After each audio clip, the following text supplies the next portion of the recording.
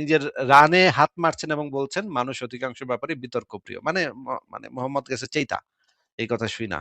সে উত্তরও দিতে পারতেছিল না কিন্তু চেচ্ছে ঠিকই। মানে মারাত্মক চেতা চেচ্ছে। সে নিজের গায়ে থাপ্পড় মারতেছিল যাওয়ার সময়।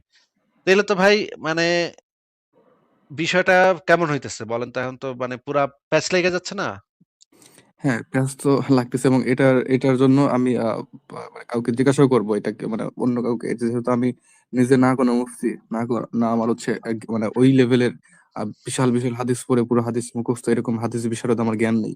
তো আচ্ছা। আমি ভাই আপনি এটা নিজ যখন যখন আপনি কারো সাথে আলোচনা করতে যাবেন এই বিষয়ে তখন এই যে এই লেখাটা দেখেন ইসলামের অন্যতম ভিত্তি তাকদির প্রসঙ্গে। এই লেখাটা পুরাটা আপনি আগে একটু নিজে পড়ে নিবেন, হ্যাঁ?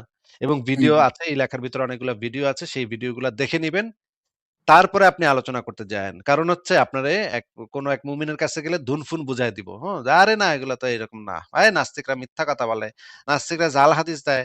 নাস্তিকরা অনেক ছাপাবাজ, নাস্তিকরা বাটপার, নাস্তিকরা ইসলাম সম্পর্কে কটূক্তি করে।" এগুলা এগুলা বলবে আপনাকে, হ্যাঁ? কিন্তু আপনি যাওয়ার আগে এই লেখাটা পুরাটা আগে পড়ে নিবেন, পড়ে তারপরে যায়েন। তাইলে আর কোন সমস্যা নেই। তারপরে আপনি মানে ওদের লেখা পড়েন, ওদের সাথে আলোচনা করতে যান।